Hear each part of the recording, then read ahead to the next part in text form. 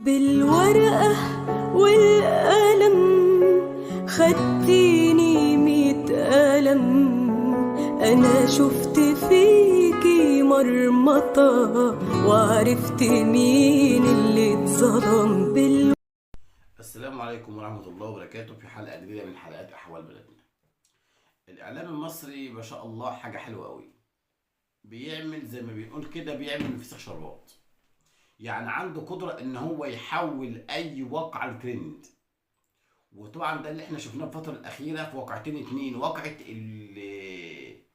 الزوجة أو الزوج اللي راح يكتب قيمته واتفاجئ إن حماه كاتب له فيها اللي شاف إيه، اللي يحافظ على العرض ما يمسكوش مال او كلام من ده كله. واتعمل على موضوع بروباجندا كبيره قوي، وحسينا ان الموضوع والمواضيع دي بتبقى مش عارف انتوا بتركزوا على ايه.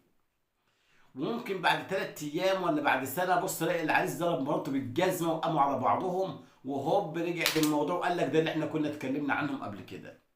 انتوا بتنفخوا في ايه وبتكبروا في ايه واي مواضيع يعني؟ ايه الحلو ان هو راجل قال يا جماعه مش كاتب قايمه لجوز بنتي؟ وارد ممكن يكون ابن اخوه ولا ابن اخته ولا ايا كان اللي بينهم مع بعضهم، وعملته من المواضيع يعني مواضيع من لا شيء. يكتبوا قايمه ما يكتبوش قايمه مش موضوع. ده اللي كاتبين قايمه ما بياخدوش حقوق. بيبقى كاتب قايمه او كاتبه لها قايمه ولها حقوق عند جوزها ومش عارفه تاخدها منه بورقه موجوده. يعني انا مش عارف احنا بنعمل مواضيع على ايه ومن ايه، والاعلام يتن يكتب عن ده ويكتب عن ده، وبنتفاجئ نبص نلاقي ترندات على كلام فارغ، وناس تستحق او يستحقوا انهم يبقوا ترند ما يعرفوش يوصلوا. حاجه بصراحه ربنا اغرب من الخيال. وده طبعا الاعلام بتاعنا.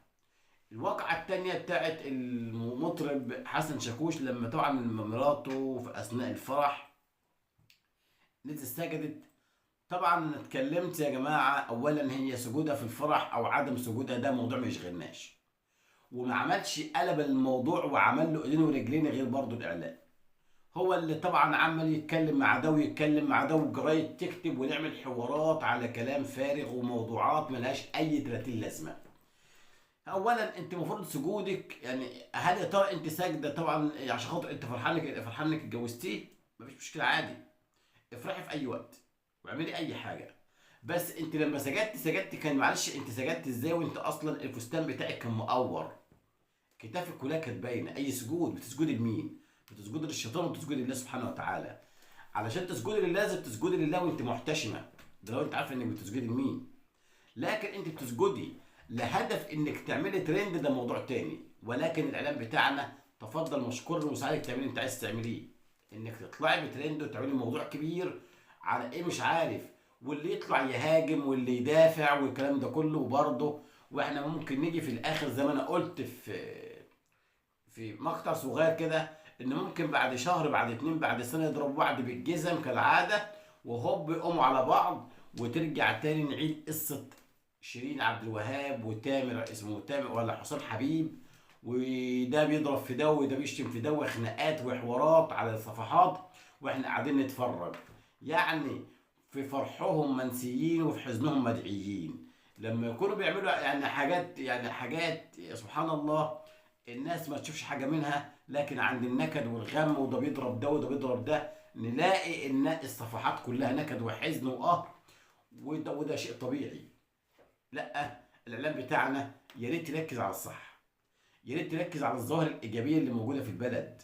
البلد فيها حاجات حلوه قوي كتير ممكن تبان، فيها شخصيات بارزه تستحق انها تبان. مش واحد ما كتبش قايمه مسامح مسامح يا سيدي، اوكي اوكي ماشي، ما تعرفش بعد كده ايه. لا سامح براحتك، بس بعد كده ان الورقه ديت لو ملهاش لازمه ما كانش القانون اقرها. لكن هي موجوده علشان خاطر حفاظا على حقوق بنتك، اللي ممكن في يوم من الايام يقول لها انا مش عايزك. حاجات انت جبتها، ولا انت ممكن تكون اصلا ما جابش حاجات اصلا، ما جابش عفش او كلام من ده كله من عليه ما كتبش. فطبعا يعني احنا عاوزين نقول، احنا مش عاوزين نكبر اللي ما يستحقش يكبر وما نصغرش اللي يستحق يكبر. في علماء، في مهندسين، في باحثين، في ناس كتير قوي تستحق ان هي تبقى ترند، ان احنا نهتم بيهم. مش نهتم بواحد ما كتبش قايمه او واحده سجدت لجوزته وهي اصلا يعني جسمها مش عارف اقول ايه، ما يخصناش، ولكن ده ما كانش وضعه. وستات تقول لك انت قللت من نفسك، وست تقول لك لا انت من حقك. حوارات برضه مش بتاعتنا. هي عبرت عن فرحتها بطريقتها دي، ما تزعلش حد. سجدت الوضع، الشكل حلو الشكل وحش، متفق عليه او مش متفق عليه ده موضوعها هي قصدها تعمل كده علشان توصل لمرحله معينه، ده كانت بتاعها هي. لكن ان احنا نقعد نعمل من حوارات ومن مواضيع ملهاش اي لازمه، نكبر من نفخر من، وده طبعا باسم من الاعلام، والاعلام اللي عمال يحدف وينطر كلام ملوش اي لازمه. يا ريت يا ريت نشوف مين يستحق نطلعه ومين ما يستحقش ما نطلعوش في احوال بلدنا.